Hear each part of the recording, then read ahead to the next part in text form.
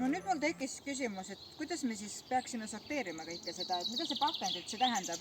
Miks see hunnik on eraldi sellest hunnikust? Miks pann ei ole pakend näiteks? Või siis see kott siin ümber? Et pakendi puhul on oluline see, et endale selgeks teha, et mis see pakend on. Ehk siis kui me räägime nüüd sellest tetrapakist, see on mahlapakk, siis pakend on toode sinu kauba ümber selle hoidmiseks, kaitsmiseks. Ehk siis kaup on mahl ja toode on see pakk, see ümbris. Ja sellepärast see ongi pakend. Sama on ka näiteks siin kommipakiga.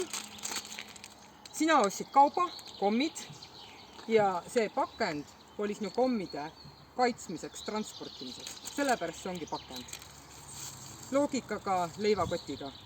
Leib oli sinu kaup, toode on see pakend. Nii, ehk siis pakendi eesmärk on sinu kaupa hoida, kaitsta. Kui me räägime pannist, siis selle panni eesmärk on sellega süüa teha. See on see esmane eesmärk. Ehk siis pann ei ole juba sellepärast pakend. No selge, mul on järgmine küsimus kohe. Me oleme näinud päris palju lehtklaasi selliste pakendi konteinerites. Lehtklaas on siis selline asi nagu siin ka. Et kuhu ma selle peaksin siis panema? Ehk siis siin ajabki sassi sõna klaas. Me räägime klaaspakendist, klaaspudel, see tõesti on pakend selle pakendi konteinerisse. Lehtklaas jällegi, tema eesmärk ei olnud sinu kaupa hoida, kaitsta.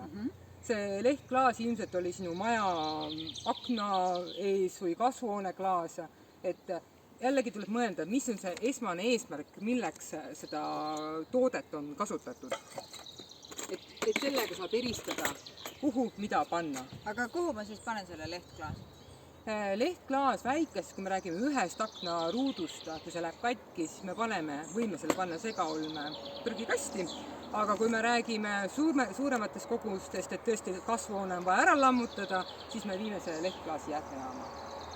Nii, nüüd on mul kohe järgmine küsimus. Minu jaoks väga huvitav, et miks see penoplast siin on õiges kohas? See penoplast tõesti ajab segadusse. Kõik penoplast justkui ei ole pakend. Siin on näha, et siin on selline penoplast, kus on selline kuju, et ilmselt see penoplast on olnud mingisuguse elektroonika ümber.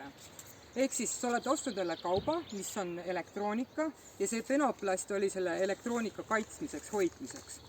Jah, ehituses kasutatakse ka penoplasti ja seda penoplasti justkui ei tohi ikkagi panna pakendi konteinerisse, kuna selle jäätme eest tuleb seaduse järgi maksta ikkagi jäätme valdaja, siis jäätme tekitajale.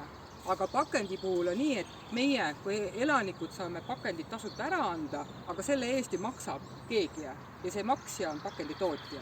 Et siit see vahe tulebki. Selge. Nii et kui ma teen põrandat valan ja mul on penoplast põranda all ja midagi jääb üle, siis selle ma peaksin viima jäätmejaama. Selge. Kindlasti ei ole pakend elektroonika, nagu siin näha on. Kindlasti ei ole pakend riided, plätud, kuigi nad on väga lapse ümber.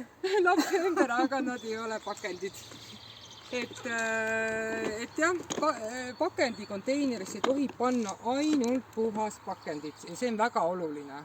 Et kui me paneme pakendi konteinerisse muid jäätmeid, siis me lihtsalt rikume teiste inimeste, tublide inimeste töö ära.